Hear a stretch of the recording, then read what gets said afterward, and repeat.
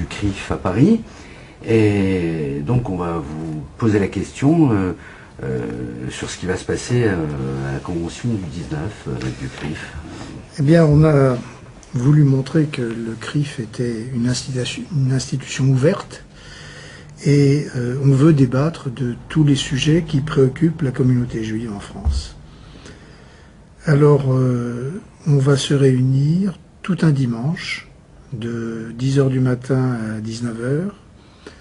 On fait venir quelques personnalités éminentes pour nous éclairer sur des sujets de préoccupation essentiels aujourd'hui. Je pense à l'Iran, je pense à Israël et son environnement, et je pense à la situation des Juifs en France et comment ils vivent leurs relations avec l'école républicaine, avec les banlieues, et comment on peut prévoir l'avenir. Alors on va démarrer à 10h du matin avec une conférence introductive de Bernard-Henri Lévy sur le terrorisme.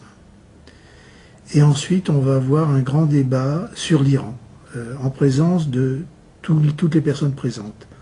Donc les gens sont invités à venir, tous ceux qui s'intéressent. Alors a priori on invite d'abord les amis du CRIF, mais pas seulement, donc toute personne qui veut s'inscrire pourra le faire, dans la limite des places disponibles. Ça se tient aux Pyramides, qui se trouvent à une dizaine de kilomètres de Paris. Et donc on va avoir le grand débat général sur l'Iran, avec Alexandre Adler, avec Dominique Moisy, avec Huisbeau, qui sont trois personnes qui connaissent bien ce sujet.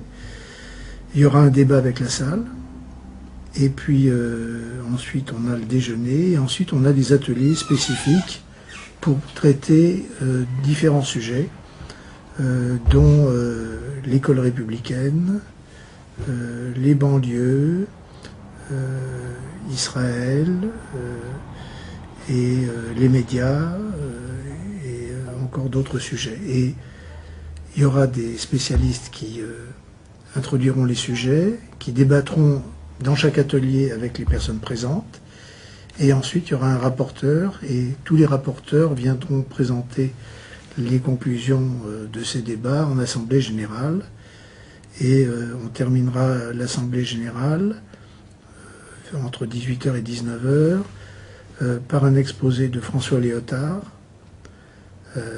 qui reviendra évidemment sur le sujet essentiel qui me paraît être l'Iran, et je conclurai la rencontre. Donc voilà, c'est l'ouverture du CRIF face à toutes les discussions qu'on peut avoir, et l'acceptation du dialogue avec tous ceux qui souhaitent soit s'inscrire en faux sur certaines positions, soit dialoguer, soit mettre en cause même les structures que nous avons. L'un des thèmes d'ailleurs qui sera traité en atelier, c'est la structure de la communauté juive en France. On va profiter de notre présence à Paris et d'être en face de vous pour vous poser une question d'actualité. La semaine dernière, il y a eu quelques mots malheureux qui ont été émis par le général Pellegrini et qui ont été repris par Michel Alliot-Marie. On peut savoir ce que vous en pensez? Je trouve ça très choquant parce que la résolution 1701 prévoyait beaucoup de dispositions, et notamment la libération des 2 prisonniers kidnappés. Elle prévoyait le démantèlement du Hezbollah et la démilitarisation, le désarmement du Hezbollah. Et puis elle prévoyait aussi l'arrêt des entrées d'armes à la frontière syro-libanaise. Et que je sache, aucune de ces dispositions prévues par la résolution 1701 n'a été mise en œuvre par les forces de la FINUL. Et donc je les trouve fort malvenus à évoquer même la possibilité de tirs contre les avions israéliens qui ne font rien d'autre que d'observer ce qui se passe.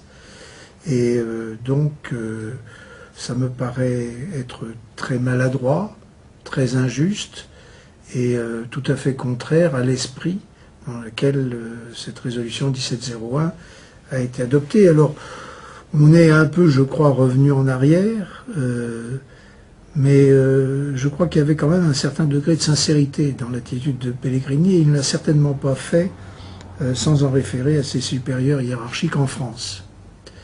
Et donc je crois qu'il faut être très vigilant, parce que il y a une telle affection pour le Liban qu'on ne doit pas être surpris s'il y a des attitudes réservées et peut-être même hostiles de temps en temps aux positions israéliennes. Donc je crois qu'il faut être très vigilant. Il y a, avec la FINUL, une force d'interposition qui n'a pas encore tout à fait compris que sa mission était d'appliquer la résolution 1701 et de n'appliquer que la résolution 1701.